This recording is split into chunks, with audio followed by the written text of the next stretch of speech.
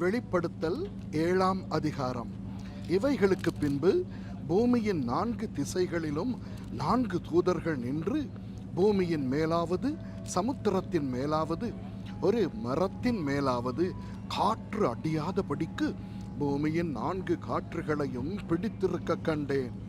ஜீவனுள்ள தேவனுடைய முத்திரை கோலையுடைய வேறொரு தூதன் சூரியன் உதிக்கும் திசையிலிருந்து ஏறி வர கண்டேன்.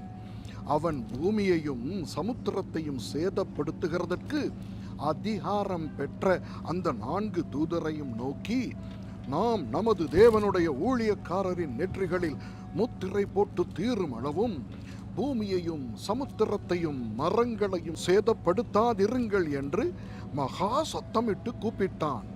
முத்திரை போடப்பட்டவர்களின் தொகையை சொல்ல கேட்டேன். இஸ்ரவேல் புத்திரருடைய சகல கோத்திரங்களிலும் முத்திரை போடப்பட்டவர்கள் 144,000 பேர். யூதா கோத்திரத்தில் முத்திரை போடப்பட்டவர்கள் 12,000. ரூபன் கோத்திரத்தில் முத்திரை போடப்பட்டவர்கள் 12,000. காத் கோத்திரத்தில் முத்திரை போடப்பட்டவர்கள் 12,000. ஆசேர் கோத்திரத்தில் முத்திரை போடப்பட்டவர்கள் 12,000. நப்தலி கோத்திரத்தில் முத்திரை போடப்பட்டவர்கள் 12,000. மனாசே கோத்திரத்தில் முத்திரை போடப்பட்டவர்கள் 12,000. சிமியோன் கோத்திரத்தில் முத்திரை போடப்பட்டவர்கள் 12,000. லேவி கோத்திரத்தில் முத்திரை போடப்பட்டவர்கள் 12,000. இசக்கார் கோத்திரத்தில் முத்திரை போடப்பட்டவர்கள் 12,000. செபுலோன் கோத்திரத்தில் முத்திரை போடப்பட்டவர்கள் 12,000. யோசேப்பு கோத்திரத்தில் முத்திரை போடப்பட்டவர்கள் 12,000. பெஞ்சமின் கோத்திரத்தில் முத்திரை போடப்பட்டவர்கள் 12,000.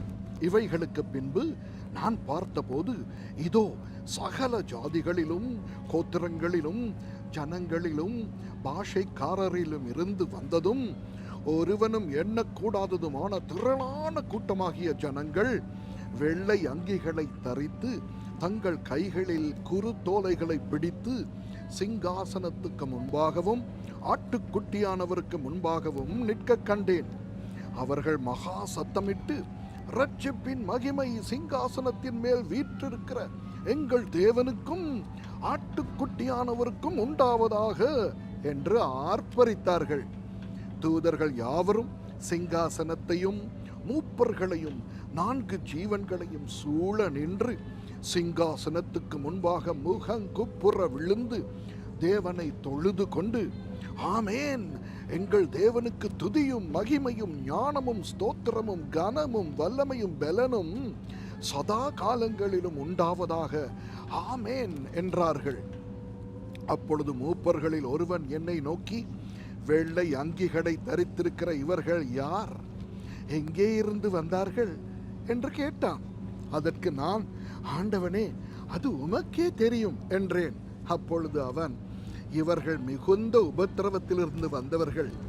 இவர்கள் தங்கள் அங்கிகளை ஆட்டுக்குட்டியானவருடைய இரத்தத்திலே தோய்த்து வெளுத்தவர்கள் ஆனபடியால் இவர்கள் தேவனுடைய சிங்காசனத்துக்கு முன்பாக இருந்து இரவும் பகலும் அவருடைய ஆலயத்திலே அவரை சேவிக்கிறார்கள்.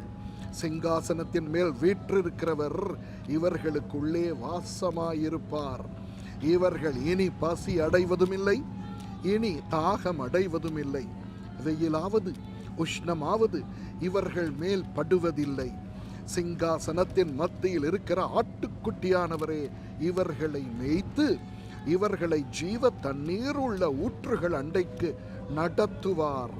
தேவன் தாமே இவர்களுடைய கண்ணீர் யாவையும் துடைப்பார் என்றான். ஆமேன்.